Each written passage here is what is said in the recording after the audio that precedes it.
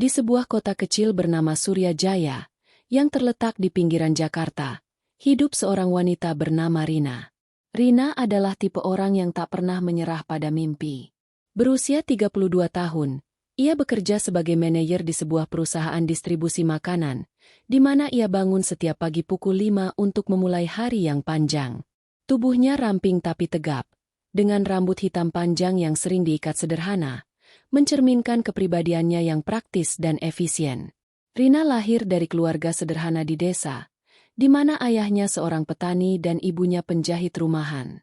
Sejak kecil, ia belajar bahwa kesuksesan datang dari kerja keras, bukan dari keberuntungan. Itulah yang membuatnya bangga atas apa yang telah dicapainya sekarang. Rina menikah dengan Andi, seorang pria berusia 35 tahun yang bekerja sebagai guru sekolah dasar. Andi adalah suami yang lemah lembut, selalu tersenyum dan jarang marah. Ia mencintai Rina dengan tulus, tapi seringkali terlalu pasif dalam menghadapi konflik. Mereka bertemu di sebuah acara keluarga teman, di mana Andi terpesona oleh semangat Rina yang tak kenal lelah. Pernikahan mereka sudah berjalan 5 tahun, dan meski belum dikaruniai anak, kehidupan mereka penuh kebahagiaan kecil. Setiap akhir pekan, mereka akan berkebun bersama atau memasak makanan favorit, seperti rendang buatan Rina yang selalu membuat Andi memuji-muji. Rumah mereka adalah mahkota dari perjuangan Rina. Itu bukan rumah mewah, tapi sebuah bangunan 2 lantai sederhana di kawasan perumahan yang sedang berkembang. Luasnya sekitar 120 meter persegi, dengan taman kecil di depan yang ditanami bunga matahari, favorit Rina. Rumah itu dibangun dengan susah payah. Rina ingat betul bagaimana ia mengumpulkan uang selama bertahun-tahun. Saat masih lajang, ia bekerja paruh waktu sebagai tutor sambil kuliah, menyisihkan setiap rupiah untuk tabungan. Setelah menikah, ia dan Andi mengambil kredit rumah dengan cicilan bulanan yang ketat. Rina yang mengatur semuanya, dari desain interior sederhana dengan furnitur kayu daur ulang hingga pembayaran tepat waktu. Ini rumah kita, Andi. Simbol bahwa kita bisa mandiri, katanya suatu malam, sambil memeluk suaminya di teras rumah yang baru saja dicat ulang. Rumah itu bukan sekadar tempat tinggal, ia adalah bukti ketangguhan Rina.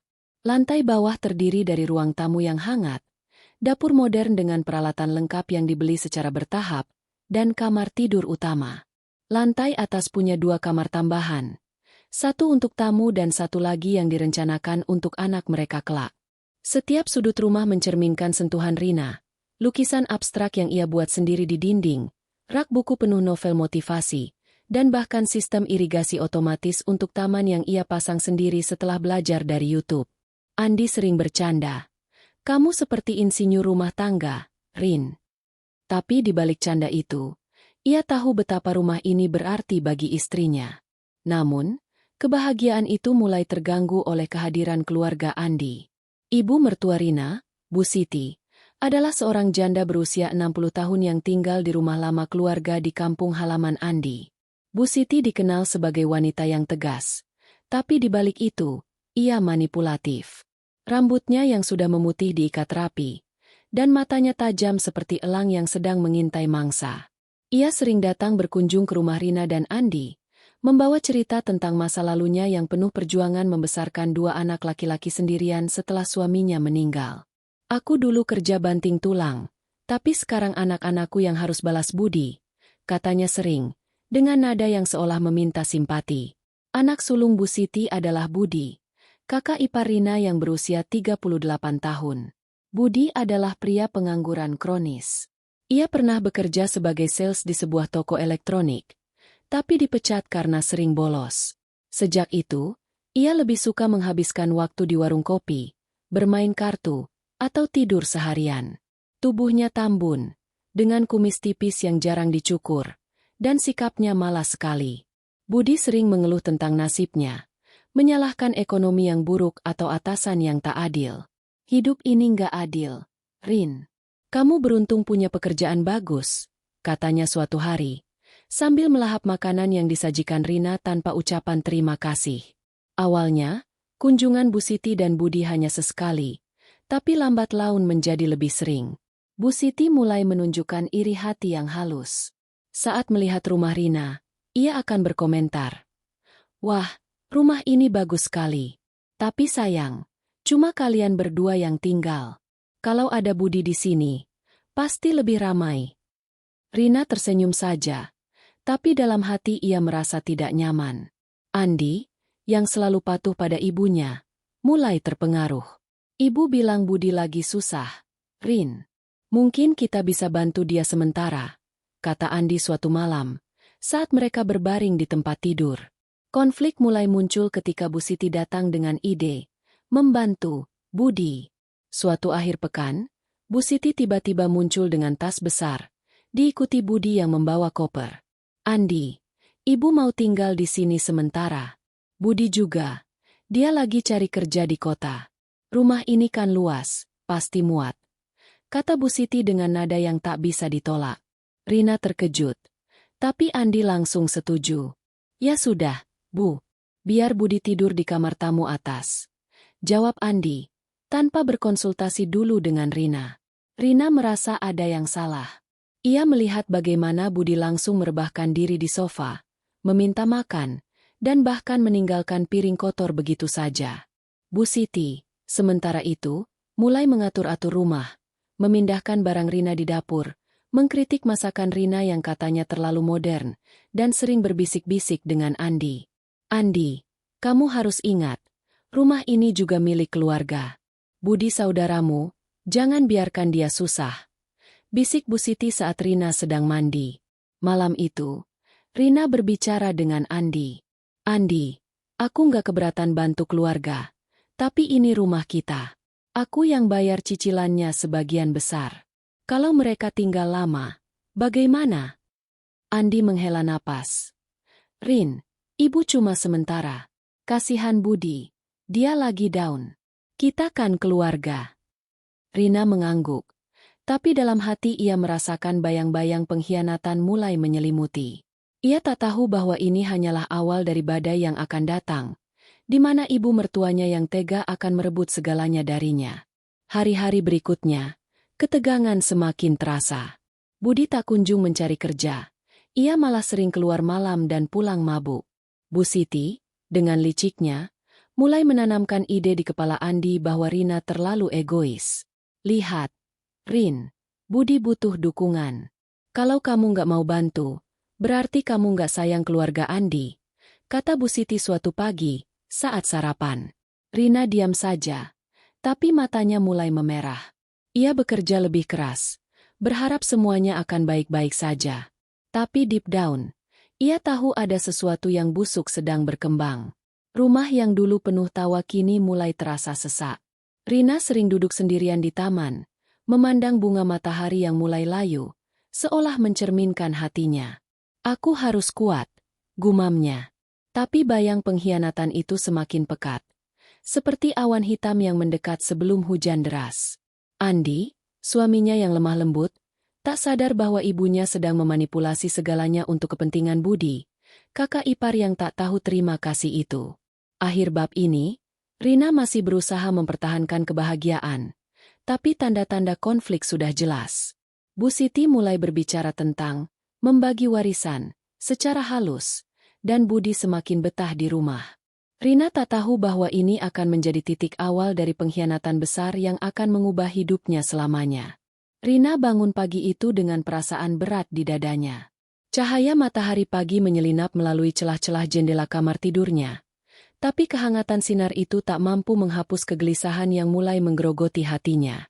Rumah yang selama ini menjadi kebanggaannya, tempat ia dan Andi membangun mimpi, kini terasa seperti kandang yang dipenuhi ketegangan.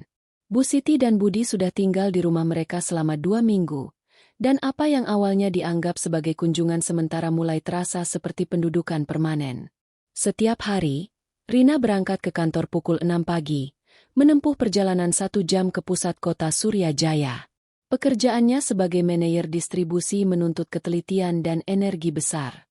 Ia mengatur logistik pengiriman makanan ke seluruh wilayah Jabodetabek. Seringkali harus menyelesaikan laporan hingga larut malam. Namun, di tengah kesibukannya, ia selalu menyisihkan waktu untuk membayar cicilan rumah. Setiap bulan, Ia mentransfer sebagian besar gajinya untuk melunasi kredit, meninggalkan sedikit saja untuk kebutuhan pribadi. Ini investasi kita, Andi, katanya selalu, setiap kali ia memeriksa saldo bank yang semakin menipis. Andi hanya mengangguk, tersenyum tipis, tapi tak pernah benar-benar memahami beban yang Rina pikul.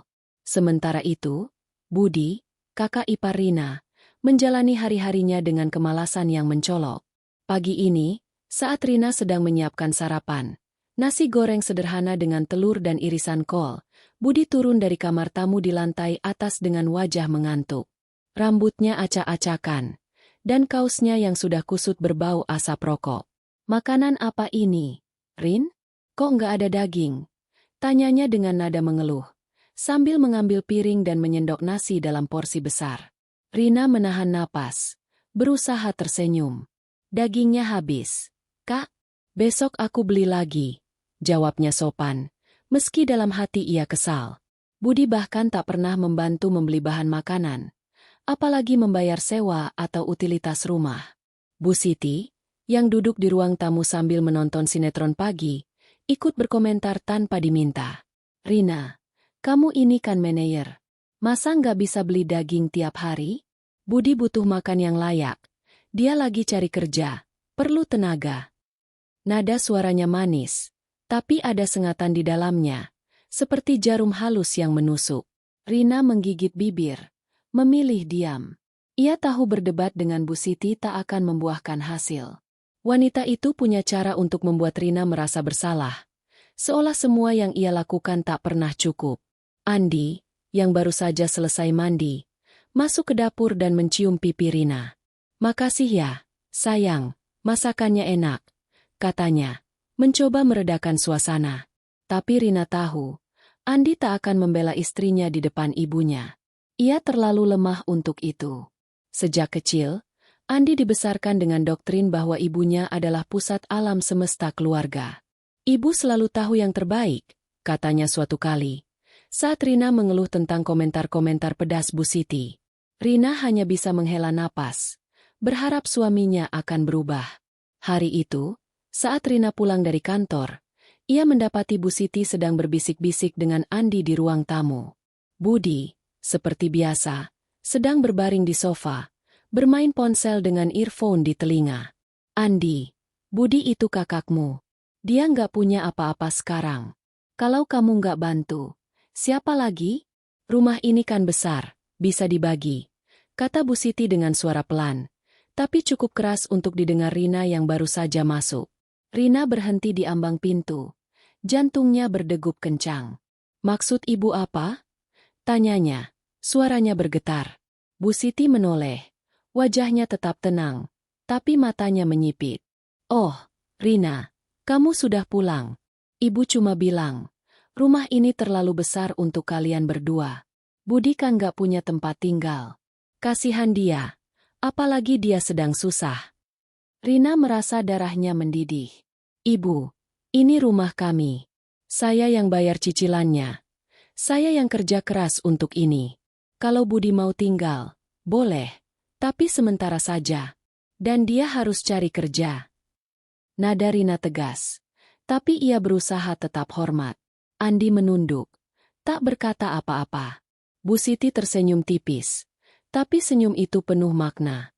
"Rina, kamu ini terlalu egois. Keluarga itu harus saling bantu. Budi anak ibu, sama seperti Andi. Kalau kamu nggak setuju, berarti kamu nggak menghargai keluarga Andi." Kata-kata itu seperti pisau, menusuk tepat di hati Rina.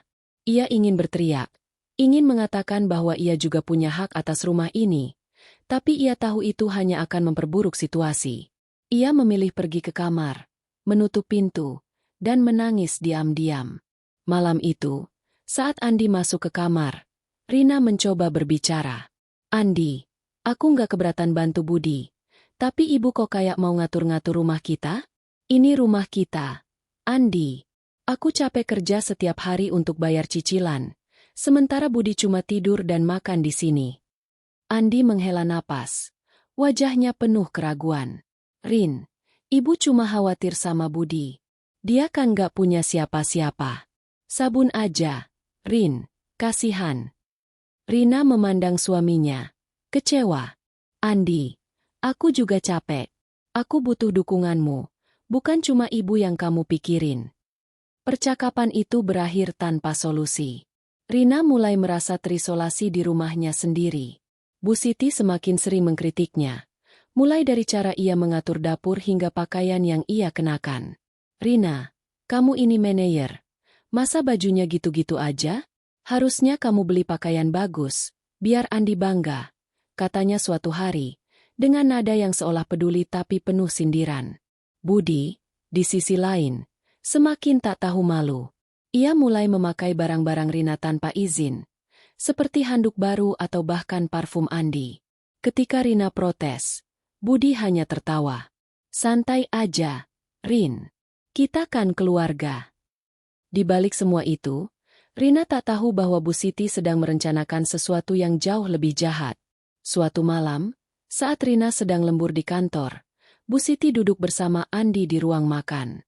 Di tangannya ada selembar dokumen, yang katanya penting untuk masa depan keluarga. Andi, kamu harus tanda tangan ini. Ini cuma formalitas, supaya rumah ini aman untuk kalian semua, termasuk Budi. Katanya dengan suara lembut tapi penuh tekanan.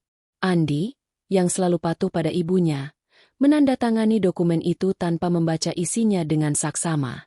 Ia tak tahu bahwa tanda tangannya akan menjadi senjata yang akan menghancurkan kehidupan Rina.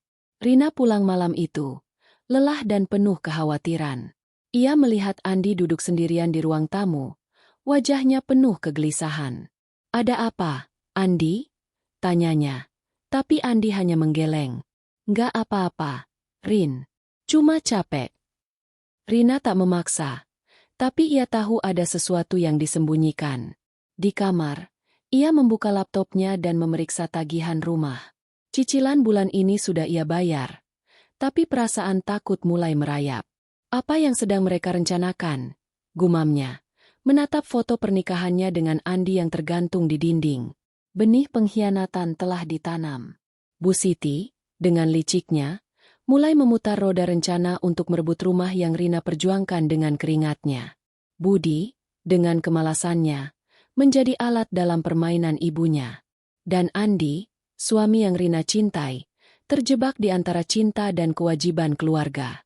Rina masih berharap semuanya akan baik-baik saja, tapi di dalam hatinya, ia tahu badai besar sedang mendekat.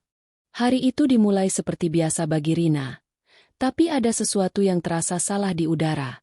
Pagi di Suryajaya cerah, dengan burung-burung berkicau di pohon mangga depan rumah. Tapi suasana di dalam rumah terasa dingin dan tegang. Rina bangun lebih awal untuk menyiapkan presentasi penting di kantor. Ia mengenakan kemeja putih rapi dan rok pensil hitam.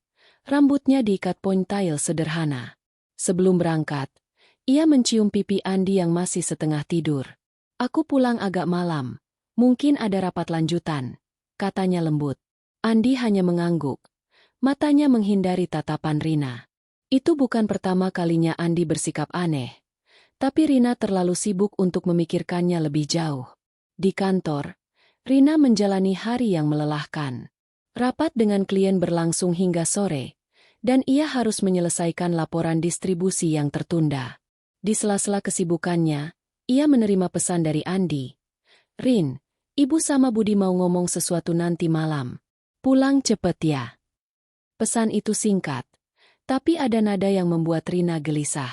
Ia mencoba menelepon Andi, tapi panggilannya tidak dijawab. Mungkin dia sedang sibuk, pikirnya, mencoba menenangkan diri. Tapi perasaan tidak enak itu terus menggerogoti. Saat Rina pulang ke rumah sekitar pukul 8 malam, ia langsung merasa ada yang tidak beres. Mobil tua Bu Siti masih terparkir di halaman, tapi ada 2 koper besar di teras depan, yang terlihat sangat familiar. Itu kopernya siapa? Gumamnya. Jantungnya mulai berdegup kencang. Ia membuka pintu depan dan mendapati pemandangan yang membuat darahnya mendidih. Barang-barang pribadinya, baju, buku, bahkan lukisan abstrak yang ia buat sendiri, tergeletak di lantai ruang tamu, ditumpuk sembarangan seperti sampah. Budi duduk di sofa, mengenakan kaos olahraga baru, sambil menonton televisi layar lebar yang Rina beli dengan tabungan setahun. Bu Siti berdiri di dapur, sibuk mengatur piring-piring baru yang asing bagi Rina. Andi berdiri di sudut ruangan, menunduk, wajahnya pucat. "Ada apa ini?" tanya Rina. Suaranya bergetar. Ia menjatuhkan tas kerjanya ke lantai. Matanya liar mencari jawaban. Bu Siti menoleh. Wajahnya penuh senyum yang dingin dan penuh kemenangan. "Oh, Rina, kamu sudah pulang. Ibu sama Budi cuma beres-beres. Rumah ini sekarang punya Budi." Andi sudah setuju. Kata-kata itu seperti petir di siang bolong. Rina memandang Andi, berharap suaminya akan membantah. Tapi Andi hanya menunduk lebih dalam. Tangannya menggenggam erat ponselnya. "Apa maksudnya ini, Andi? Rumah ini milik kita. Aku yang bayar cicilannya. Aku yang kerja banting tulang." Rina hampir berteriak. Air matanya mulai menggenang. Bu Siti melangkah mendekat. Tangannya memegang selembar kertas yang tampak seperti dokumen resmi. "Rina, jangan egois. Andi sudah menandatangani surat hibah. Rumah ini sekarang atas nama Budi. Dia butuh tempat tinggal. Dan kamu kan masih muda. Bisa cari rumah lain." Nada Bu Siti penuh otoritas. Seolah Rina hanyalah tamu di rumahnya sendiri. Rina merebut kertas itu dari tangan Bu Siti. Matanya membaca cepat. Dokumen hibah yang menyatakan bahwa kepemilikan rumah dialihkan kepada Budi. Tanda tangan Andi ada di sana. Ditulis dengan tinta hitam yang seolah mencemooh perjuangan Rina selama ini. "Andi, kenapa kamu lakukan ini?" tanyanya. Suaranya pecah. Andi akhirnya menatapnya. Matanya penuh rasa bersalah. "Rin, ibu bilang ini cuma sementara. Budi butuh rumah, dan ibu janji kita bisa atur ulang nanti." Kata-katanya lemah, penuh keraguan, tapi itu tak cukup untuk menenangkan Rina. "Kamu bohongi aku, Andi. Kamu tahu aku kerja mati-matian untuk rumah ini." Rina menangis. Tangannya gemetar memegang dokumen itu. Ia menoleh ke Budi, yang bahkan tak peduli dengan drama di depannya. "Kak Budi, kamu tahu aku yang bayar rumah ini. Kamu nggak malu ambil milik orang lain?" Budi hanya mengangkat bahu. "Rin, ini urusan keluarga. Ibu yang atur. Aku cuma ikut." Rina merasa dunianya runtuh.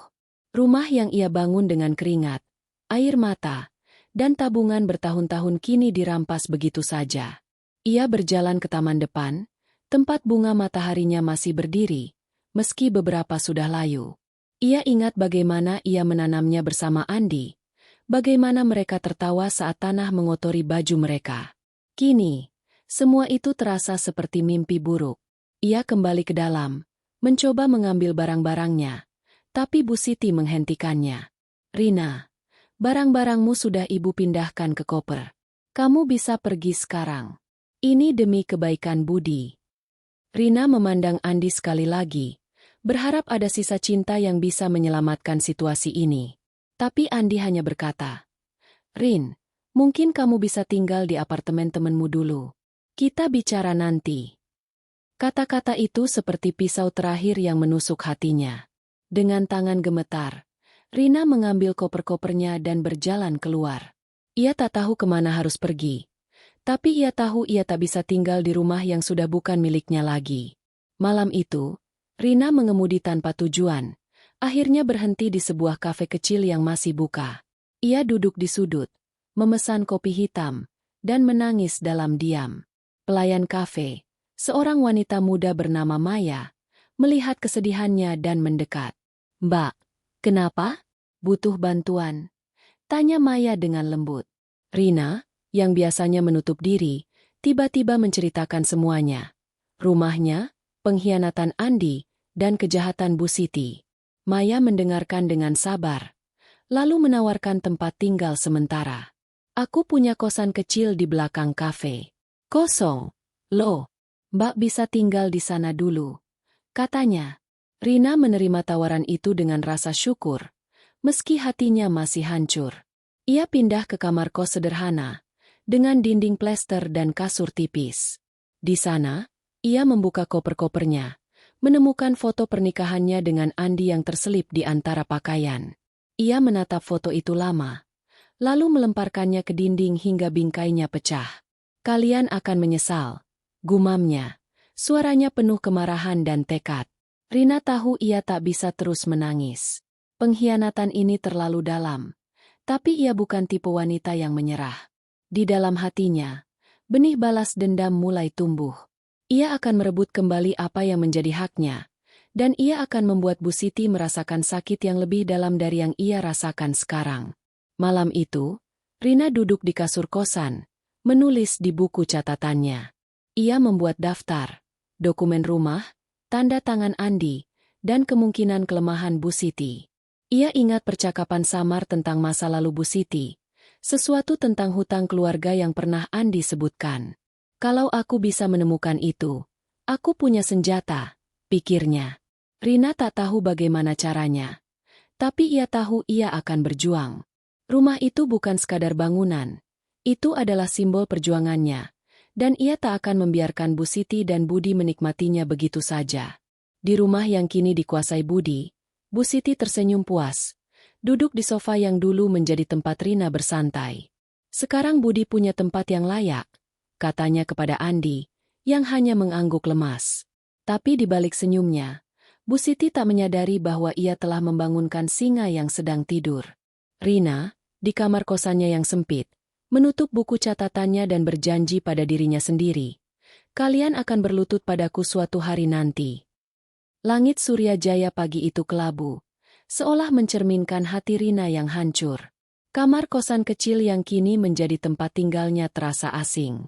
Dinding plester yang retak, kasur tipis dengan bau apek, dan jendela kecil yang hanya menampakkan tembok tetangga membuatnya merasa seperti terpenjara. Rina duduk di tepi kasur, menatap koper-kopernya yang belum sepenuhnya ia buka. Foto pernikahan yang pecah bingkainya masih tergeletak di lantai. Wajah Andi dalam foto itu seolah mengejeknya. Semalam, ia hampir tak tidur, bergulat dengan kemarahan, kesedihan, dan rasa pengkhianatan yang begitu dalam. Rumah yang ia perjuangkan selama bertahun-tahun kini dikuasai Budi, kakak ipar yang tak pernah menghargai kerja kerasnya. Sementara Bu Siti, ibu mertuanya, tersenyum puas atas kemenangannya. Rina berusaha menjalani hari seperti biasa, tapi setiap langkah terasa berat. Ia pergi ke kantor dengan wajah pucat, berusaha menyembunyikan lingkaran hitam di bawah matanya dengan sedikit concealer. Di kantor, rekan-rekannya memperhatikan perubahan sikapnya. "Rin, kamu kenapa? Kok murung?" tanya Dian, sahabatnya di divisi logistik. Rina hanya tersenyum tipis. "Cuma capek, Di." Tapi di dalam hati, ia ingin menjerit, menceritakan bagaimana ia diusir dari rumahnya sendiri. Namun, rasa malu dan harga diri menghentikannya. Ia tak ingin dianggap lemah, apalagi di depan rekan kerja yang selama ini mengagumi ketangguhannya. Keuangan Rina mulai goyah. Cicilan rumah yang biasanya ia bayar setiap bulan kini menjadi beban yang tak jelas. Ketika ia menghubungi bank untuk memeriksa status kredit, petugas bank menginformasikan bahwa kepemilikan rumah telah dialihkan ke nama Budi melalui dokumen hibah. "Tapi saya yang bayar cicilannya," protes Rina. Suaranya gemetar di telepon. Petugas itu hanya menjawab dengan nada datar. "Maaf, Bu, dokumennya sudah sah. Anda harus konsultasi dengan pengacara untuk langkah selanjutnya." Rina menutup telepon dengan tangan gemetar. Ia tak punya cukup uang untuk menyewa pengacara, apalagi setelah kehilangan rumah dan sebagian besar tabungannya terkuras untuk kebutuhan sehari-hari. Sementara itu, di rumah yang kini dikuasai Budi, kehidupan berjalan seolah tanpa beban. Budi menghabiskan hari-harinya dengan bermalas-malasan, memesan makanan cepat saji dengan uang pinjaman dari Bu Siti, dan bahkan mengundang teman-temannya untuk pesta kecil di ruang tamu. Televisi layar lebar yang Rina beli kini dipakai untuk bermain game hingga larut malam. Bu Siti, yang kini tinggal bersama Budi, merasa puas. "Lihat, Budi, sekarang kamu punya rumah layak. Ini yang ibu inginkan untukmu," katanya sambil menyeduh teh di dapur yang dulu dirancang Rina. Budi hanya mengangguk, sibuk dengan ponselnya. "Ibu emang hebat," jawabnya asal, tanpa rasa terima kasih yang tulus. Andi, di sisi lain, mulai merasakan beban rasa bersalah. Ia sering duduk sendirian di kamar tidur utama, menatap ranjang yang dulu ia bagi dengan Rina. Ia tahu ia telah mengkhianati istrinya, tapi tekanan dari Bu Siti terlalu kuat. Andi, ini demi keluarga. Rina terlalu egois, dia nggak peduli sama Budi, kata Bu Siti berulang-ulang, hingga Andi merasa tak punya pilihan lain. Namun, setiap kali ia mencoba menghubungi Rina, panggilannya tak pernah dijawab. Rina telah memblokir nomornya, sebuah tanda bahwa luka yang ia torehkan terlalu dalam. Rina, di kosannya, mulai tenggelam dalam depresi. Ia kehilangan nafsu makan, sering menatap langit-langit sambil berpikir, apa salahku? Kenapa aku yang harus menderita? Malam-malamnya diisi dengan air mata dan kenangan pahit. Ia teringat bagaimana ia dan Andi merencanakan masa depan di taman depan rumah. Bagaimana ia menanam bunga matahari sebagai simbol harapan. Kini, semua itu direnggut darinya. Ia bahkan tak punya cukup tenaga untuk merapikan kamar kosannya, yang kini dipenuhi pakaian berserakan dan kotak-kotak kardus. Namun, di tengah keputusasaan, ada secercah tekad yang mulai menyala. Suatu malam, saat ia duduk di kafe tempat Maya bekerja, Rina mulai menulis di buku catatannya. Ia mencatat semua yang ia tahu tentang Bu Siti dan Budi. Ia ingat percakapan samar Andi tentang masa lalu keluarganya. Bagaimana Bu Siti pernah terlibat dalam sengketa tanah di kampung halamannya.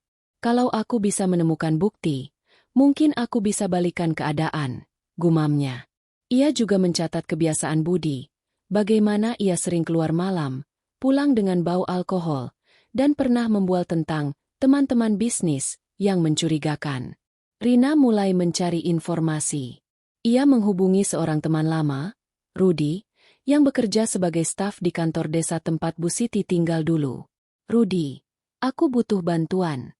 Apa kamu tahu sesuatu tentang Bu Siti, ibu mertuaku? Dulu dia pernah cerita soal tanah di kampung, tapi aku nggak yakin. Tanyanya melalui telepon. Rudi berjanji akan memeriksa arsip desa, meski ia memperingatkan bahwa itu mungkin butuh waktu. Sabar ya, Rin. Kalau ada apa-apa, aku kabari, katanya. Sementara itu, Rina juga mulai mencari tahu tentang dokumen hibah yang digunakan Bu Siti. Ia menghubungi seorang kenalan di bank, yang menyarankan agar ia memeriksa legalitas dokumen itu. Kalau tanda tangan Andi dipaksa atau ada kejanggalan, kamu bisa ajukan gugatan, kata kenalan itu. Rina tahu ini bukan perjuangan mudah, tapi ia mulai melihat secercah harapan. Ia juga mulai mencatat pola tingkah laku Budi, yang tampaknya terlibat dalam sesuatu yang tidak beres. Suatu malam, ia melihat Budi di kafe dekat kosannya, berbicara dengan pria-pria berpakaian lusuh yang membawa tas mencurigakan. Apa itu urusan judi atau apa? Pikir Rina, mencatat nomor plat mobil yang mereka gunakan. Di rumah, Bu Siti mulai merasakan sedikit ketidaknyamanan. Tetangga mulai bertanya-tanya mengapa Rina tak lagi tinggal di sana. Bu Siti, Rina kemana? Kok Budi yang tinggal di rumah sekarang? Tanya seorang tetangga saat Bu Siti sedang menyiram tanaman. Bu Siti tersenyum kaku. Oh, Rina pindah kerja keluar kota. Budi sementara jaga rumah. Tapi rumor mulai menyebar, dan Bu Siti tahu ia harus menjaga reputasinya. Rina, meski terpuruk, mulai menyusun rencana. Ia tahu ia tak bisa terus larut dalam kesedihan. Aku harus kuat. Aku harus ambil kembali apa yang milikku, katanya pada diri sendiri, menatap cermin kecil di kamar kosannya. Ia mulai mencari pekerjaan sampingan untuk menambah penghasilan, bertekad untuk tidak hanya bertahan, tapi juga membalas pengkhianatan yang telah dilakukan padanya. Di dalam hatinya, ia berjanji, Bu Siti dan Budi akan merasakan sakit yang lebih besar dari yang ia alami sekarang. Malam itu, Rina menutup buku catatannya dan menyalakan lampu meja kecil di kosannya. Ia menulis satu kalimat di halaman terakhir. Mereka akan menyesal telah mengkhianatiku. Dengan tekad yang mulai membara, Rina tahu perjuangannya baru saja dimulai. Pengkhianatan Bu Siti telah menghancurkan hidupnya, tapi ia tak akan membiarkan itu menjadi akhir cerita. Di kejauhan, badai balas dendam mulai membentuk bayangannya. Rina duduk di sudut kamar kosannya yang sempit, ditemani secangkir teh murah yang sudah dingin. Cahaya lampu neon yang redup membuat bayangannya tampak lelah di dinding plester yang retak. 2 bulan telah berlalu sejak ia diusir dari rumahnya, dan hidupnya terasa seperti reruntuhan. Namun, di tengah keputusasaan, ada percikan semangat yang mulai membara. Rina bukan tipe wanita yang menyerah pada nasib. Ia telah kehilangan rumah, suami, dan kepercayaan pada keluarga. Tapi ia bertekad untuk bangkit. Malam itu, ia menatap buku catatannya, penuh dengan coretan tentang Bu Siti, Budi, dan dokumen hibah yang telah merenggut hidupnya.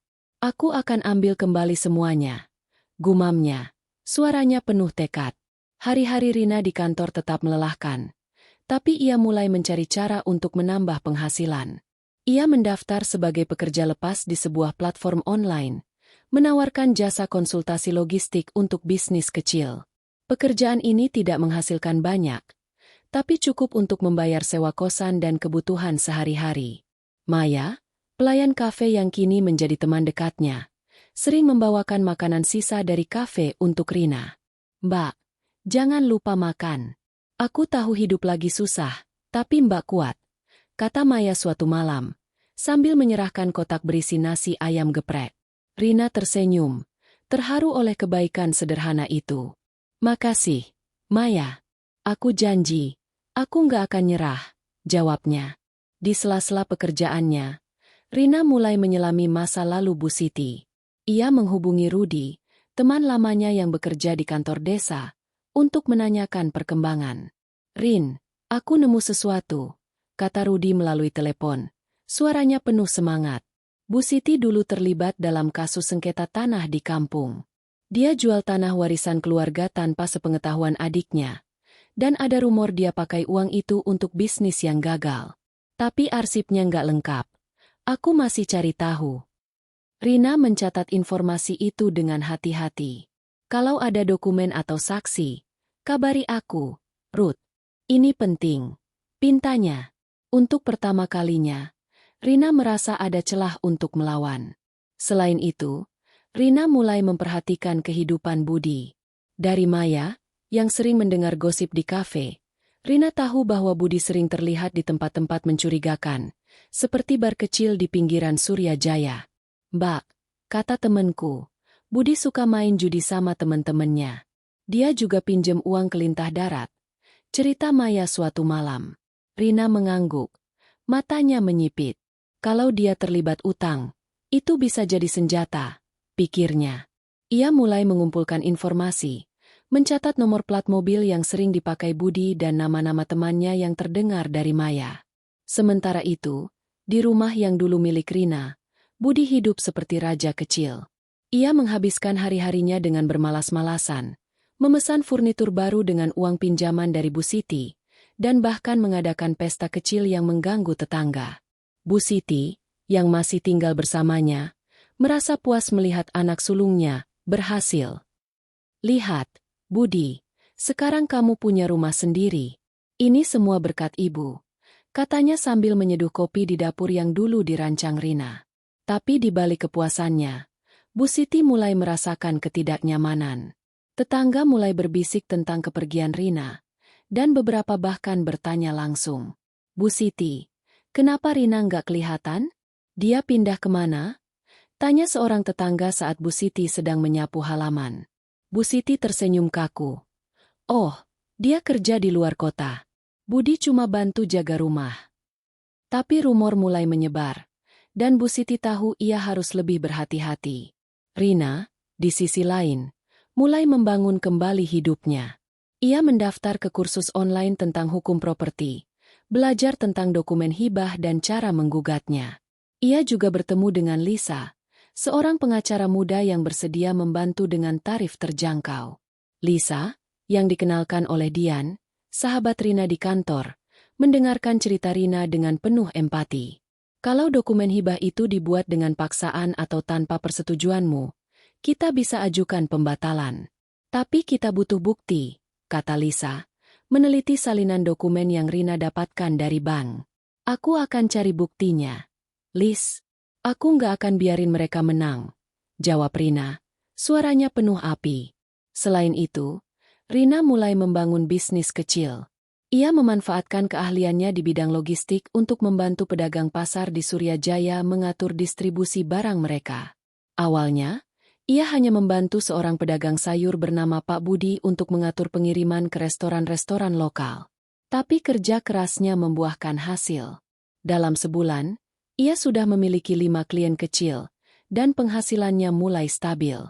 Mbak Rina, kalau nggak ada Mbak, saya nggak tahu caranya kirim sayuran ke kota, kata Pak Budi dengan tulus. Rina tersenyum, merasa ada harapan baru dalam hidupnya. Di tengah usahanya bangkit, Rina juga mulai merencanakan balas dendam. Ia tahu bahwa sekadar merebut kembali rumah tidak cukup. Ia ingin Bu Siti merasakan sakit yang sama seperti yang ia alami. Ia mulai mencari tahu lebih dalam tentang masa lalu Bu Siti. Dari Rudi, ia mendapat petunjuk bahwa adik Bu Siti, yang tinggal di kota lain, mungkin tahu lebih banyak tentang sengketa tanah itu. Rina menghubungi adik Bu Siti, Tante Mira, melalui telepon. Tante, saya Rina, menantu Bu Siti. Saya butuh bantuan soal masa lalu Bu Siti. Katanya hati-hati. Tante Mira, yang ternyata masih menyimpan dendam pada kakaknya, bersedia berbicara. Siti dulu jual tanah warisan bapak tanpa bilang ke saya. Uangnya dia pakai untuk bisnis yang akhirnya bangkrut. Kalau kamu butuh bukti, saya punya beberapa dokumen lama, kata Tante Mira. Rina merasa jantungnya berdegup kencang. Ini adalah senjata yang ia cari. Malam itu, Rina duduk di kamar kosannya, menulis rencana di buku catatannya. Ia membuat daftar langkah. Pertama, mengumpulkan bukti tentang masa lalu Bu Siti. Kedua, menyelidiki utang budi. Ketiga, mengajukan gugatan hukum untuk rumahnya. Ia tahu perjuangan ini tidak akan mudah. Tapi ia merasa lebih kuat dari sebelumnya. Mereka pikir aku akan hancur, tapi mereka salah. Gumamnya, menatap bayangannya di cermin kecil. Rina yang dulu penuh air mata kini mulai berubah menjadi wanita yang penuh tekad. Di rumah, Bu Siti mulai merasa ada sesuatu yang tidak beres. Ia mendapat telepon dari bank, yang mempertanyakan cicilan rumah yang belum dibayar selama 2 bulan. Budi, yang seharusnya mengurus tagihan, ternyata menghabiskan uang itu untuk kebutuhan pribadinya. Budi, kamu ngapain aja? Rumah ini bisa disita kalau nggak bayar. Bentak Bu Siti. Budi hanya mengangkat bahu. Tenang, Bu. Aku urus nanti. Tapi Bu Siti tahu, anaknya tak bisa diandalkan. Ia mulai merasa cemas. Tapi ia masih yakin bahwa Rina tak akan bisa melawan. Rina, di sisi lain, mulai melihat cahaya di ujung terowongan. Dengan bantuan Lisa, ia mengumpulkan dokumen untuk menggugat dokumen hibah. Ia juga mulai membangun jaringan dengan orang-orang yang bisa membantunya, seperti Tante Mira dan Pak Budi. Di dalam hatinya, ia berjanji, aku akan membuat Bu Siti menyesal. Aku akan membuatnya berlutut. Dengan bisnis kecil yang mulai berkembang dan sekutu baru di sisinya, Rina siap melangkah ke fase berikutnya dari rencananya. Pengkhianatan telah menghancurkannya, tapi dari abu itu, ia bangkit dengan kekuatan baru. Rina berdiri di depan cermin kecil di kamar kosannya, menatap bayangannya yang kini tampak lebih teguh. 3 bulan telah berlalu sejak pengkhianatan Bu Siti merenggut rumahnya, dan kini ia mulai melihat jalan untuk membalas dendam. Buku catatannya, yang kini penuh coretan rencana dan informasi, tergeletak di atas meja kecil di samping ranjang. Di dalamnya, ia telah mencatat setiap petunjuk tentang masa lalu Bu Siti dan kebiasaan buruk Budi. Rina tahu bahwa untuk mengalahkan musuh sekejam ibu mertuanya, ia harus cerdas, sabar, dan licik. Malam itu, di bawah cahaya lampu neon yang berkedip-kedip, ia menulis satu kalimat di halaman baru. Hari ini, pembalasan dimulai. Rina memulai rencananya dengan mendekati Budi, kakak ipar yang kini menikmati rumahnya tanpa rasa bersalah. Ia tahu bahwa Budi, dengan sifatnya yang ceroboh dan egois, adalah titik lemah dalam rencana Bu Siti. Rina menghubungi Budi melalui pesan singkat, berpura-pura ingin berdamai. Kak, aku tahu kita punya salah paham. Aku cuma mau ketemu, Ngobrol soal rumah. Mungkin kita bisa cari solusi. Tulisnya dengan nada yang dibuat lembut. Budi, yang selalu merasa di atas angin, langsung setuju. Oke. Rin. Ketemu di kafe dekat rumah aja. Besok jam 3. Balasnya, tanpa curiga. Keesokan harinya, Rina tiba di kafe kecil tempat Maya bekerja. Ia memilih meja di sudut, tempat ia bisa melihat pintu masuk tanpa terlihat mencolok. Ia mengenakan kemeja sederhana dan celana jeans, berusaha tampak biasa saja. Ketika Budi masuk, dengan kaos olahraga yang sama yang ia pakai berulang-ulang, Rina tersenyum kecil. "Kak, makasih mau ketemu," katanya. Suaranya dibuat ramah. Budi, yang jelas-jelas merasa superior, duduk dengan santai. "Rin, aku tahu kamu kesel soal rumah. Tapi kan ibu yang atur. Aku cuma nurut," katanya, sambil memesan kopi tanpa menawarkan untuk membayar.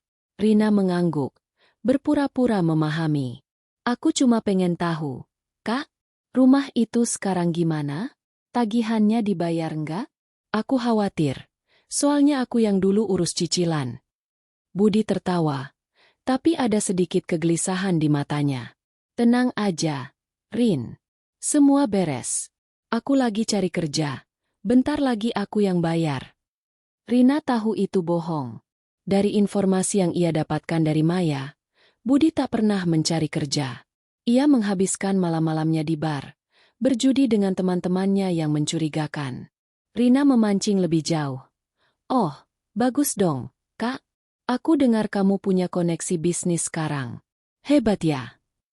Budi, yang selalu suka dipuji, mulai membual tentang proyek besar yang sedang ia kerjakan, tanpa menyadari bahwa Rina merekam percakapan itu di ponselnya yang tersembunyi di tas. Sementara itu, Rina juga bekerja sama dengan Lisa, pengacaranya, untuk menelusuri dokumen hibah. Lisa menemukan kejanggalan. Tanda tangan Andi pada dokumen itu tampak berbeda dari tanda tangan resminya di bank. "Ini bisa jadi bukti pemalsuan atau paksaan," kata Lisa, matanya berbinar. "Tapi kita butuh saksi atau bukti lain bahwa Andi ditekan untuk tanda tangan." Rina teringat sikap Andi yang selalu lemah di depan Bu Siti. Ia tahu Andi adalah kunci, tapi ia belum siap menghubunginya. Rasa sakit dari pengkhianatan suaminya masih terlalu segar.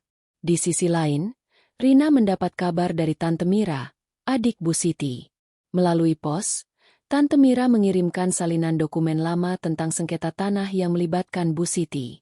Dokumen itu menunjukkan bahwa Bu Siti pernah menjual tanah warisan tanpa izin keluarga, dan ada catatan pengaduan dari Tante Mira yang tak pernah diproses karena kekurangan bukti. Siti selalu licik, tapi dia ceroboh. "Dokumen ini bisa kamu gunakan untuk menekannya," tulis Tante Mira dalam surat pendamping. Rina tersenyum membaca itu. "Ini senjata yang aku butuhkan," gumamnya.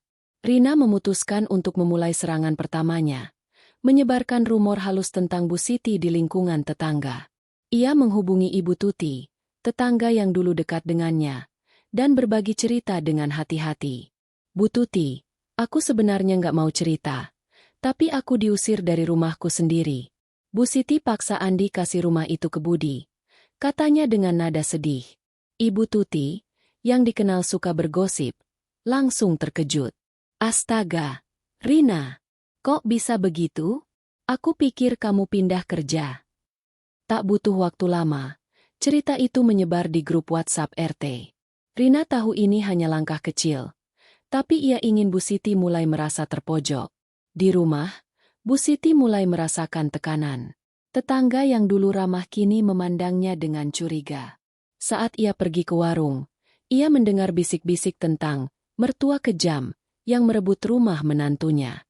"Siapa yang nyebarin omongan ini?" bentaknya pada Andi suatu malam. Andi, yang masih merasa bersalah, hanya menggeleng. "Entah kenapa, Bu, mungkin orang salah paham," katanya lemas. Tapi Bu Siti tahu ini bukan kebetulan. Ia mulai curiga bahwa Rina tidak sepenuhnya menghilang seperti yang ia harapkan. Sementara itu, Rina juga membuat kemajuan di sisi hukum. Bersama Lisa, ia mengajukan permohonan resmi ke bank untuk memeriksa ulang dokumen hibah. Lisa menemukan bahwa dokumen itu tidak disahkan oleh notaris yang sah. Sebuah celah yang bisa digunakan untuk menggugat. Kita bisa ajukan pembatalan hibah kalau kita buktikan ada unsur paksaan atau pemalsuan, kata Lisa. Rina mengangguk, merasa ada harapan. Ia juga berhasil merebut kembali sebagian aset kecil. Tabungan bersama yang dulu ia kelola dengan Andi. Dengan bantuan Lisa, ia membuktikan bahwa sebagian besar dana di tabungan itu berasal dari gajinya, dan bank setuju untuk mengembalikan setengahnya. Rina menggunakan uang itu untuk memperluas bisnis kecilnya. Ia kini membantu 10 pedagang pasar di Suryajaya, mengatur distribusi barang mereka ke restoran dan toko di kota. Penghasilannya mulai cukup untuk menyewa pengacara lebih sering dan bahkan mempertimbangkan pindah ke kosan yang lebih layak. Aku nggak cuma mau rumahku kembali. Aku mau Bu Siti tahu dia salah memusuhiku, katanya pada Maya suatu malam, sambil menyesap kopi di kafe. Di rumah, Budi mulai membuat masalah baru. Tagihan listrik dan air menumpuk karena ia lupa membayar. Terlalu sibuk dengan bisnis, judinya. Bu Siti, yang mulai frustrasi, memarahinya. Budi, kamu janji mau urus rumah ini. Kalau sampai disita bank, apa kata orang? Bentaknya. Budi hanya mengangkat bahu. Tenang, Bu. Aku pinjem uang bentar lagi. Beres. Tapi Bu Siti tahu anaknya tak bisa diandalkan, dan kecemasannya mulai bertambah. Rina, di sisi lain, merasa semakin kuat. Ia tahu langkah pertamanya, menyebarkan rumor dan menggugat dokumen hibah, hanyalah permulaan. Ia mulai merencanakan serangan berikutnya, mengungkap masa lalu Bu Siti ke publik dan menyeret Budi ke dalam masalah utangnya. Kalian pikir aku lemah, tapi kalian akan lihat, gumamnya, menutup buku catatannya. Di dalam hatinya, ia membayangkan Bu Siti berlutut, memohon maaf atas semua yang telah ia lakukan. Rencana pembalasan telah dimulai, dan Rina tak akan berhenti sampai keadilan tercapai. Rina duduk di kafe kecil tempat Maya bekerja, menatap layar laptopnya dengan fokus. Cahaya layar menerangi wajahnya yang kini tampak lebih tegas, penuh tekad. 4 bulan telah berlalu sejak pengkhianatan Bu Siti merenggut rumahnya, dan kini Rina siap melancarkan serangan pertamanya. Buku catatannya, yang kini hampir penuh dengan coretan rencana, terbuka di sampingnya. Di dalamnya, ia telah mencatat semua kelemahan Bu Siti dan Budi, serta langkah-langkah untuk menghancurkan mereka. Malam itu, ia menulis satu kalimat baru. Hari ini, Bu Siti akan merasakan sakit pertamaku. Rina telah mengumpulkan cukup amunisi. Dari Tante Mira, ia mendapat dokumen-dokumen lama tentang sengketa tanah yang melibatkan Bu Siti. Dokumen itu menunjukkan bahwa Bu Siti pernah menjual tanah warisan keluarga tanpa izin, dan meski kasusnya tidak sampai ke pengadilan, ada catatan pengaduan dari Tante Mira yang bisa digunakan untuk merusak reputasinya. Rina juga memiliki rekaman percakapan dengan Budi, di mana ia membual tentang bisnis besar, yang ternyata hanya kedok untuk aktivitas judi. Bersama Lisa, pengacaranya, Rina telah menyiapkan strategi hukum untuk menggugat dokumen hibah, tapi ia tahu bahwa serangan hukum saja tidak cukup. Ia ingin Bu Siti merasakan malu dan kehilangan yang sama seperti yang ia alami. Langkah pertama Rina adalah mengungkap masa lalu Bu Siti ke publik. Ia memulai dengan cara yang halus tapi mematikan. Media sosial. Rina membuat akun anonim di platform X, menggunakan nama samaran, Keadilan Suryajaya. Ia menulis sebuah utas panjang, menceritakan kisah seorang ibu mertua kejam, yang merebut rumah menantunya untuk diberikan kepada anaknya yang pengangguran. Tanpa menyebut nama secara langsung, Rina memasukkan detail yang cukup spesifik agar orang-orang di Suryajaya tahu siapa yang dimaksud. Ibu ini pernah menjual tanah warisan keluarganya sendiri demi keuntungan pribadi, dan sekarang ia mengusir menantunya dari rumah yang dibangun dengan keringat sendiri. Rina juga mengunggah salinan dokumen sengketa tanah yang telah disensor secukupnya, cukup untuk memicu rasa ingin tahu tanpa melanggar hukum. Utas itu menyebar seperti api. Warga Suryajaya, yang sudah mendengar rumor tentang kepergian Rina, mulai menghubungkan cerita itu dengan Bu Siti. Grup WhatsApp RT ramai dengan diskusi. Ini pasti Bu Siti, kan? Aku dengar Rina diusir dari rumahnya. Tulis Ibu Tuti, tetangga yang dulu dekat dengan Rina. Astaga, kok tega banget? Rina kan yang bayar cicilan rumah itu, balas tetangga lain. Dalam hitungan hari, postingan anonim Rina telah dilihat ribuan kali, dan Bu Siti mulai merasakan tekanan sosial yang tak pernah ia bayangkan. Di rumah yang dulu milik Rina, Bu Siti duduk di ruang tamu dengan wajah pucat. Ia baru saja mendapat telepon dari seorang teman lama yang bertanya, "Siti, bener nggak sih kamu usir Rina?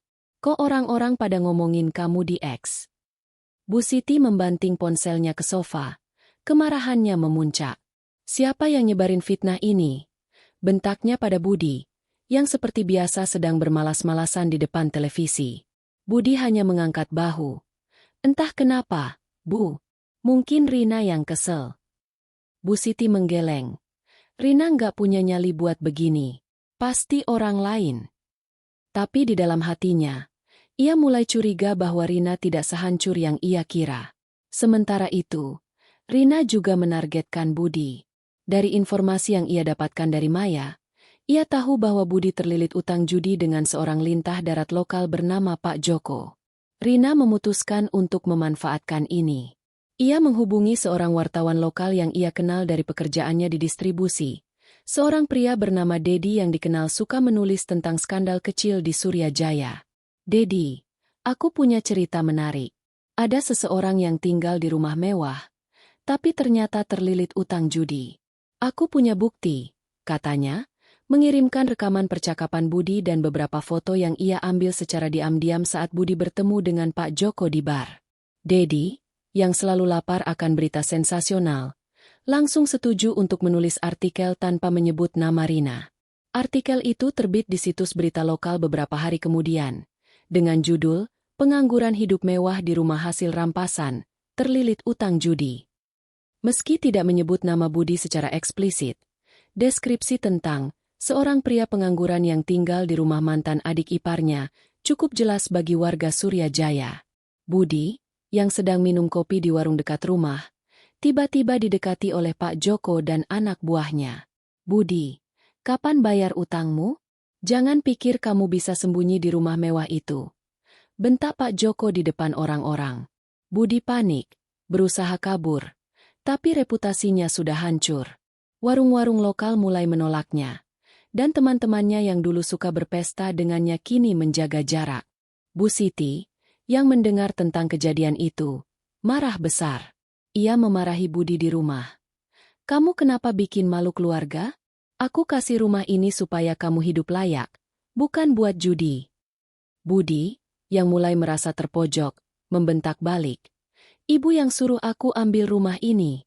Sekarang ibu salahkan aku." Untuk pertama kalinya, ada keretakan antara Bu Siti dan Budi, dan Rina, dari kejauhan, tersenyum kecil saat mendengar kabar ini dari Maya. Di sisi hukum, Rina dan Lisa membuat kemajuan. Lisa menemukan bahwa dokumen hibah yang ditandatangani Andi tidak disahkan oleh notaris resmi, dan ada bukti bahwa Bu Siti memalsukan beberapa bagian dokumen untuk mempercepat proses. Lisa mengajukan gugatan ke pengadilan, menuntut pembatalan hibah dengan alasan pemalsuan dan paksaan. "Kita punya peluang, Rin. Kalau Andi bersedia bersaksi bahwa dia ditekan, kita bisa menang," kata Lisa. Rina mengangguk, tapi ia tahu mendekati Andi akan sulit. Ia masih terluka oleh pengkhianatan suaminya. Tapi ia juga tahu bahwa Andi adalah kunci. Rina mulai menikmati kepuasan kecil dari serangan pertamanya. Reputasi Bu Siti mulai hancur di mata tetangga. Dan Budi mulai merasakan akibat dari gaya hidupnya yang ceroboh. Tagihan rumah mulai menumpuk. Dan Ban mengirimkan surat peringatan karena Budi gagal membayar cicilan.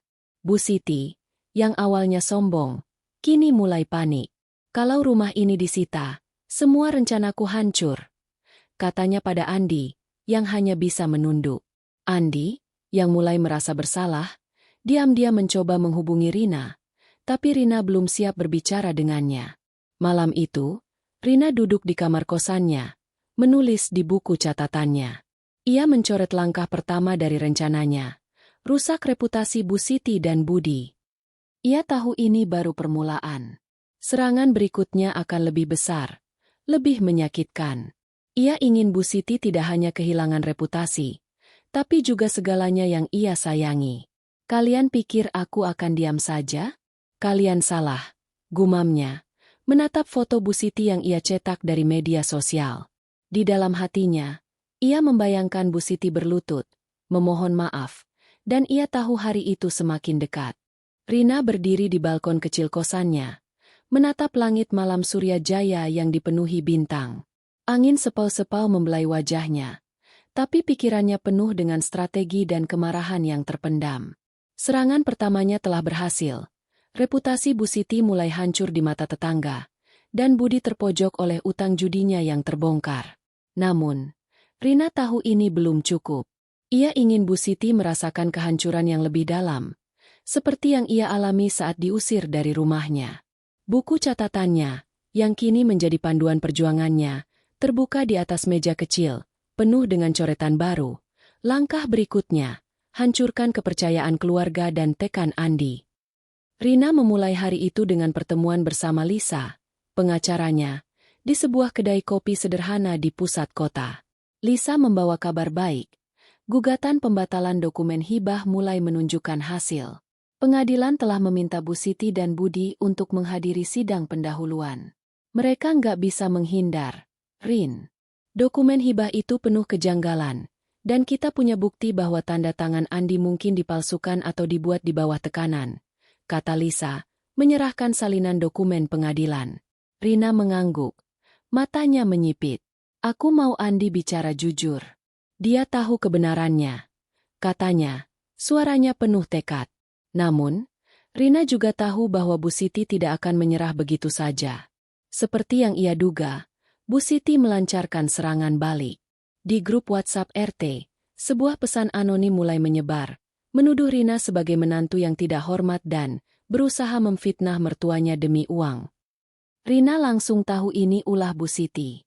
Pesan itu menyebutkan bahwa Rina kabur dari rumah karena tidak bisa menerima tanggung jawab keluarga, dan mencoba merebut rumah yang sah milik Budi.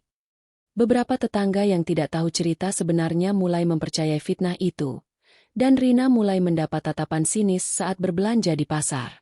Rina tidak tinggal diam. Ia menghubungi Ibu Tuti, tetangga yang dulu dekat dengannya, dan menjelaskan kebenaran dengan hati-hati.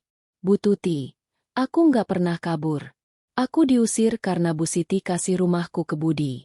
Aku punya bukti cicilan yang aku bayar selama ini, katanya, menunjukkan salinan bukti transfer bank.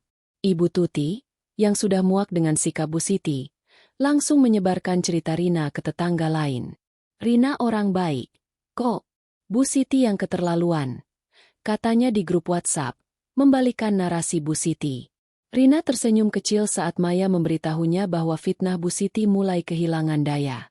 Sementara itu, Rina fokus pada langkah berikutnya, mendekati Andi. Ia tahu Andi adalah titik lemah dalam rencana Bu Siti, tapi juga kunci untuk membuktikan pemalsuan dokumen hibah. Meski hatinya masih terluka oleh pengkhianatan suaminya, Rina memutuskan untuk menghubunginya. Ia mengirim pesan singkat. Andi, kita perlu bicara. Bukan soal kita, tapi soal rumah. Aku tahu kamu nggak sengaja menyakiti aku. Ketemu di kafe biasa, besok jam 5. Andi, yang selama ini hidup dalam penyesalan, langsung membalas. Oke, Rin. Aku datang. Pertemuan itu berlangsung di kafe tempat Maya bekerja. Rina sengaja memilih tempat itu agar merasa lebih aman. Saat Andi masuk, ia tampak lebih kurus, wajahnya penuh kekhawatiran. Rin, aku minta maaf. Aku nggak tahu ibu bakal sejauh ini, katanya, suaranya bergetar. Rina menatapnya dingin, tapi di dalam hati, ia masih merasakan sisa cinta yang kini bercampur dengan kekecewaan. Andi, aku nggak mau dengar maaf. Aku mau tahu kenapa kamu tanda tangan dokumen itu. Apa ibu paksa kamu? Tanyanya, langsung ke inti. Andi menunduk. Tangannya menggenggam cangkir kopi. Ibu bilang itu cuma formalitas. Supaya rumah aman untuk kita semua. Aku nggak baca dokumennya dengan teliti. Rin, aku salah, katanya. Matanya mulai berkaca-kaca. Rina menahan napas, berusaha tetap tenang. Andi, kalau kamu jujur di pengadilan, kita bisa batalkan hibah itu. Kamu tahu rumah itu aku yang bayar. Aku cuma minta keadilan. Andi mengangguk pelan. Aku akan coba, Rin. Tapi ibu, dia nggak akan suka. Rina tersenyum tipis. Biar aku yang urus ibu. Di rumah, Bu Siti mulai panik. Sidang pengadilan yang semakin dekat membuatnya gelisah. Apalagi setelah Ban mengirim surat peringatan ketiga tentang cicilan rumah yang belum dibayar. Budi, yang seharusnya mengurus tagihan, malah semakin terjerat utang judi. Pak Joko, lintah darat yang menjadi krediturnya, mulai mengancam akan menyita rumah jika Budi tidak membayar. Bu, aku butuh uang. Kalau enggak, mereka bakal datang ke sini, kata Budi dengan panik suatu malam. Bu Siti memarahinya. Kamu kenapa enggak bilang dari dulu? Sekarang rumah ini dalam bahaya. Tapi di dalam hati, Bu Siti tahu bahwa rencananya mulai runtuh. Rina, di sisi lain, terus mendorong serangannya. Ia menghubungi Dedi, wartawan lokal, untuk memperbarui artikel tentang Budi. Kali ini, ia memberikan informasi tambahan tentang utang Budi yang semakin besar, lengkap dengan foto-foto yang ia ambil saat Budi bertemu Pak Joko. Artikel baru itu terbit dengan judul, Pengangguran di Rumah Mewah Terancam Kehilangan Segalanya Karena Utang. Artikel itu menjadi pembicaraan di Surya Jaya, dan Budi mulai dihindari oleh teman-temannya. Bahkan warung-warung lokal menolak melayaninya karena takut ia tidak membayar. Rina juga memperkuat bisnis kecilnya. Ia kini mengelola distribusi untuk 15 pedagang pasar, dan penghasilannya mulai cukup untuk menyewa apartemen kecil yang lebih layak daripada kosannya. Ia pindah ke apartemen itu, membawa serta buku catatannya dan tekadnya yang semakin kuat. Aku nggak cuma mau rumahku kembali. Aku mau Bu Siti kehilangan segalanya, katanya pada Maya, yang kini menjadi pendukung setianya. Sementara itu, Bu Siti mencoba memperbaiki reputasinya dengan mengadakan acara kecil di rumah, mengundang tetangga untuk menjelaskan kesalahpahaman. Tapi rencana itu gagal total.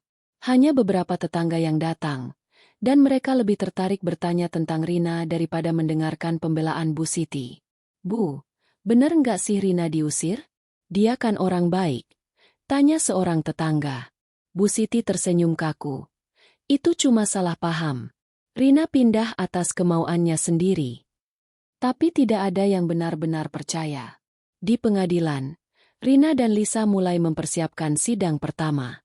Rina tahu bahwa Andi adalah kunci, tapi ia juga tahu bahwa Bu Siti akan berusaha memanipulasinya lagi. Ia memutuskan untuk menekan Andi lebih jauh.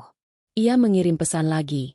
Andi, kalau kamu nggak jujur di pengadilan, aku akan ungkap semua rahasia ibu, termasuk sengketa tanah dulu. Kamu pilih pihak mana? Pesan itu membuat Andi panik. Ia tahu Rina serius, dan untuk pertama kalinya, ia mulai mempertimbangkan untuk melawan ibunya. Malam itu, Rina duduk di apartemen barunya, menulis di buku catatannya. Ia mencoret langkah kedua dari rencananya. Pisahkan Andi dari Bu Siti. Ia tahu konflik semakin memanas, tapi ia siap. Bu Siti mungkin berpikir ia masih memegang kendali, tapi Rina telah mengubah permainan. Dengan reputasi Bu Siti yang semakin hancur, Budi yang terpojok, dan Andi yang mulai goyah, Rina tahu ia semakin dekat untuk membuat Bu Siti berlutut. Kalian akan merasakan apa yang aku rasakan, gumamnya, menutup buku catatannya dengan senyum dingin. Malam di Surya Jaya terasa lebih gelap dari biasanya, seolah langit ikut merasakan ketegangan yang menyelimuti Rina.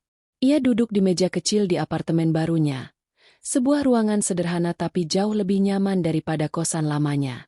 Di depannya, buku catatannya terbuka, penuh dengan coretan rencana yang kini hampir semuanya tercoret.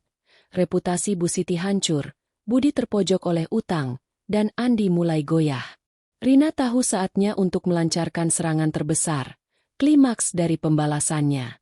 Ia ingin Bu Siti tidak hanya kehilangan rumah dan reputasi, tapi juga harga dirinya.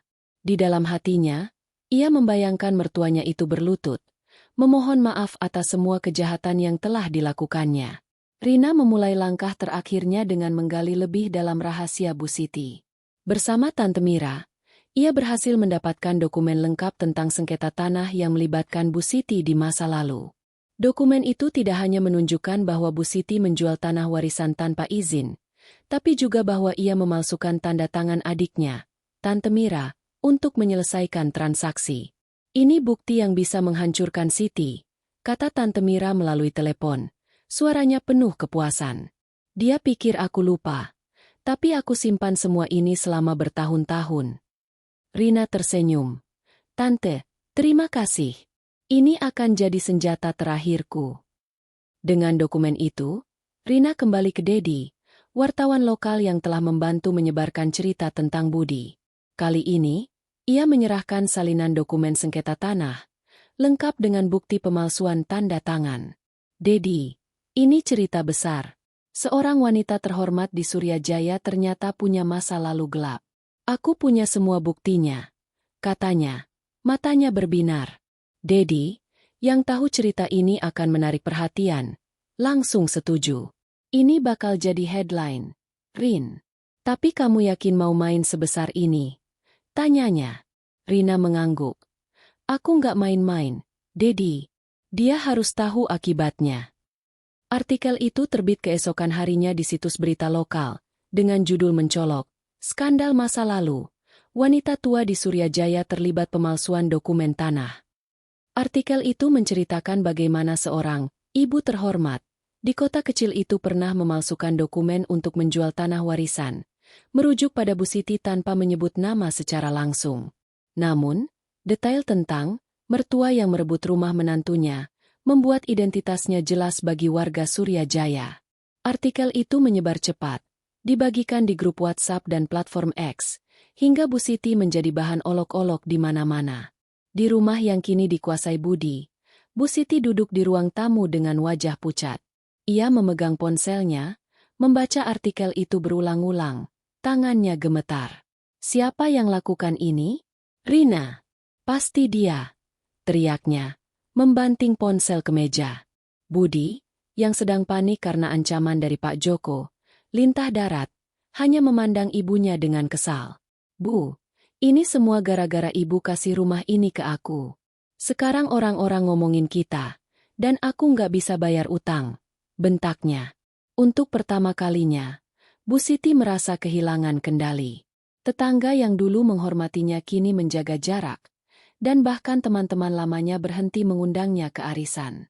Sementara itu, Budi menghadapi masalah yang lebih besar. Pak Joko, yang telah membaca artikel tentang utangnya, datang ke rumah dengan 2 anak buahnya. Budi, rumah ini akan aku sita kalau kamu nggak bayar minggu ini. Ancamnya di depan pintu, cukup keras hingga tetangga mendengar. Budi, yang panik, berusaha membujuk, tapi Pak Joko tak mau tahu. Kamu pikir kamu bisa sembunyi di rumah mewah ini? Aku tahu rumah ini bukan benar-benar milikmu, kata Pak Joko sebelum pergi. Budi, yang kini kehilangan teman dan reputasi, mulai merasa rumah itu bukan lagi tempat aman, melainkan jebakan. Rina, dari apartemennya, menikmati kabar tentang kehancuran Bu Siti dan Budi. Ia tahu ini saatnya untuk menekan Andi lebih jauh. Ia mengatur pertemuan kedua di kafe, kali ini dengan nada yang lebih tegas. Saat Andi datang, ia tampak semakin lelah, wajahnya penuh penyesalan. Rin, aku tahu ibu salah. Aku nggak mau rumah ini jadi milik Budi selamanya, katanya sebelum Rina berbicara. Rina menatapnya dingin. Andi, kalau kamu serius, bersaksi di pengadilan. Katakan bahwa ibu memaksamu tanda tangan dokumen itu. Kalau tidak, semua rahasia ibu akan aku bongkar lebih jauh. Andi mengangguk. Aku akan bersaksi, Rin. Aku janji. Sidang pengadilan akhirnya tiba. Rina, bersama Lisa, berdiri di ruang sidang dengan penuh percaya diri. Ketika Andi dipanggil sebagai saksi, ia menceritakan bagaimana Bu Siti memaksanya menandatangani dokumen hibah dengan dalih, demi keluarga. Saya nggak tahu dokumen itu akan mengusir Rina. Saya pikir cuma formalitas, katanya. Suaranya gemetar. Bu Siti, yang hadir di sidang, memandang Andi dengan kemarahan, tapi ia tak bisa membantah. Bukti pemalsuan dokumen dan tekanan psikologis yang disampaikan Lisa membuat hakim mempertimbangkan pembatalan hibah. Di luar pengadilan, Bu Siti mendatangi Rina dengan wajah penuh amarah. "Rina, kamu pikir kamu menang? Kamu cuma menantu yang gak tahu diri," bentaknya. Rina menatapnya dingin. "Ibu, ini belum selesai. Ibu akan kehilangan lebih dari yang ibu bayangkan." Bu Siti tertawa sinis, tapi di dalam hatinya, ia mulai takut. Reputasinya telah hancur, Budi terancam kehilangan rumah, dan kini Andi, anak yang selalu patuh padanya, mulai berpaling. Malam itu, Rina menerima kabar dari Lisa bahwa pengadilan kemungkinan besar akan membatalkan dokumen hibah. "Kita menang, Rin. Rumah itu akan kembali ke kamu," kata Lisa melalui telepon. Rina tersenyum, tapi kepuasannya belum lengkap. Ia ingin konfrontasi terakhir dengan Bu Siti. Ia mengatur pertemuan di rumah, tempat yang kini penuh kenangan pahit baginya. Ketika Bu Siti datang, membawa serta Budi yang tampak ketakutan, Rina berdiri dengan tegap di depan pintu. "Ibu, rumah ini akan kembali ke saya. Tapi sebelum itu, saya ingin ibu tahu bahwa semua yang ibu bangun, reputasi, kepercayaan keluarga, sudah hancur. Dan itu karena ulah ibu sendiri," katanya, suaranya dingin seperti es. Bu Siti mencoba membela diri. "Rina, kamu gak akan bisa hidup tenang kalau kamu terus musuhin keluarga." Tapi Rina menggeleng. "Ibu yang memulai perang ini. Sekarang rasakan akibatnya." Budi, yang berdiri di belakang Bu Siti, hanya menunduk, tahu bahwa ia tak punya tempat lagi di rumah itu. Rina menutup pintu di depan mereka, meninggalkan Bu Siti dengan kemarahan dan ketakutan yang kini bercampur menjadi satu. Rina kembali ke apartemennya, menulis di buku catatannya, "Hancurkan Bu Siti dan Budi, selesai." Ia tahu pertarungan belum benar-benar usai, tapi ia sudah bisa melihat kemenangan di depan mata. Bu Siti kini kehilangan segalanya, reputasi, dukungan sosial, dan bahkan kepercayaan anak-anaknya. Rina, dengan tekad yang tak pernah padam, bersiap untuk konfrontasi terakhir, di mana ia akan memastikan Bu Siti berlutut memohon maaf. Langit Surya Jaya malam itu cerah, dengan bulan purnama menerangi kota kecil yang kini menjadi saksi akhir dari perjuangan Rina. Di apartemen kecilnya, Rina duduk di sofa sederhana, menatap buku catatannya yang kini hampir penuh.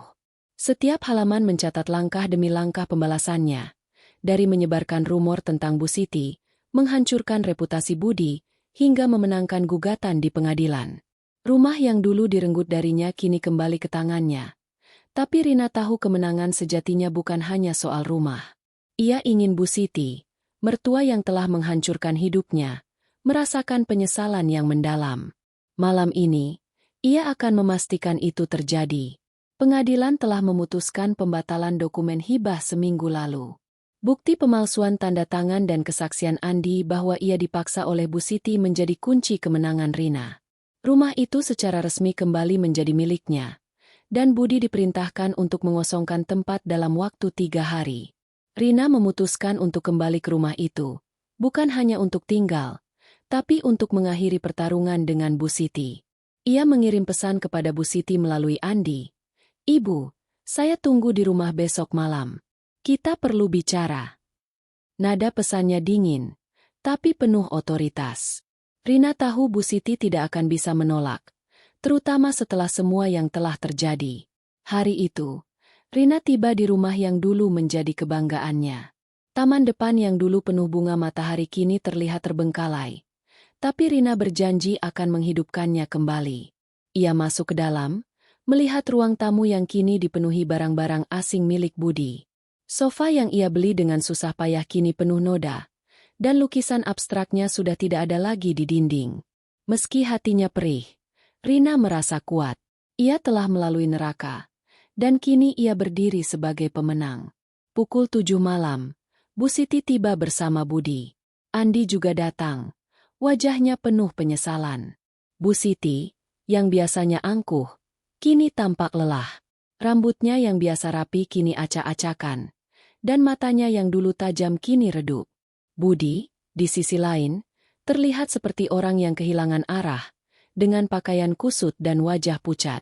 Rina berdiri di tengah ruang tamu, tangannya bersedekap, menatap mereka dengan dingin. "Ibu, Budi, duduk," katanya. Suaranya tegas seperti hakim yang siap menjatuhkan vonis. Bu Siti mencoba mempertahankan sisa-sisa keangkuhannya. "Rina, kamu pikir kamu menang karena rumah ini kembali? Kamu tetap menantu yang gak tahu diri," katanya, tapi nadanya tidak lagi meyakinkan. Rina tersenyum kecil. "Ibu, rumah ini cuma sebagian kecil dari apa yang ibu rampas dari saya. Tapi yang benar-benar ibu hancurkan adalah kepercayaan keluarga ini. Lihat Andi, lihat Budi. Mereka nggak lagi hormat sama ibu." Andi menunduk, tidak berani menatap ibunya. Budi, yang biasanya cerewet, hanya diam, tahu bahwa ia telah kehilangan segalanya. Rina melanjutkan, "Ibu pikir ibu bisa mengatur semua orang dengan manipulasi. Tapi lihat sekarang, reputasi ibu hancur, tetangga membenci ibu, dan Budi." Rina menoleh ke Budi. "Kini tunawisma karena utangnya sendiri. Ini semua akibat ulah ibu." Bu Siti mencoba membela diri. "Rina, kamu nggak punya hati. Aku cuma ingin Budi punya masa depan." Tapi suaranya pecah, dan air mata mulai mengalir di pipinya. Rina tidak bergeming. Ibu yang nggak punya hati. Ibu usir saya dari rumah yang saya bangun dengan keringat saya. Ibu paksa Andi untuk mengkhianati saya. Sekarang, ibu rasakan sendiri apa yang saya rasakan."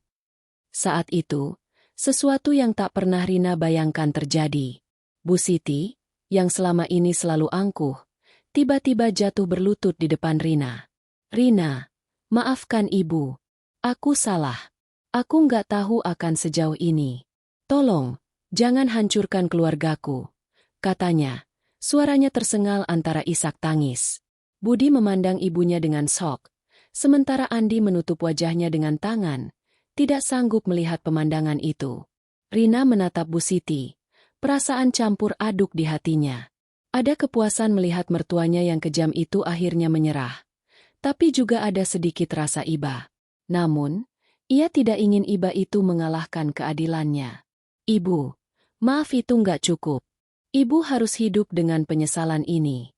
Rumah ini milik saya, dan ibu nggak punya tempat di sini lagi," katanya.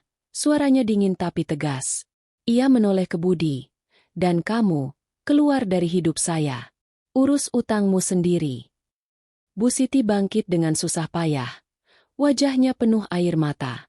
Budi menarik tangan ibunya, berusaha membawanya keluar. Andi mendekati Rina. "Rin, aku tahu aku nggak pantas minta maaf. Tapi aku benar-benar menyesal." Rina memandangnya. Hatinya masih terluka. "Andi, kamu pilih ibu daripada aku. Sekarang jalani pilihanmu. Aku nggak bisa memaafkanmu sekarang." Andi mengangguk, tahu bahwa ia telah kehilangan Rina selamanya. Setelah mereka pergi, Rina berdiri sendirian di ruang tamu. Ia berjalan ke taman depan, menatap bunga matahari yang layu. "Aku akan tanam lagi," gumamnya, berjanji untuk membawa kehidupan kembali ke rumah ini. Ia kembali ke dalam, mulai membersihkan barang-barang Budi, dan merencanakan renovasi kecil untuk menghapus jejak pengkhianatan dari rumahnya. Di hari-hari berikutnya, Rina membangun kembali hidupnya. Bisnis distribusinya kini berkembang, melayani lebih dari 20 pedagang pasar. Ia juga mulai mengadakan kelas kecil untuk mengajarkan logistik kepada wirausaha muda di Suryajaya, menjadi inspirasi bagi banyak orang. Tetangga yang dulu meragukannya kini memuji ketangguhannya. "Rina, kamu luar biasa. Bisa bangkit dari semua itu," kata Ibu Tuti suatu hari.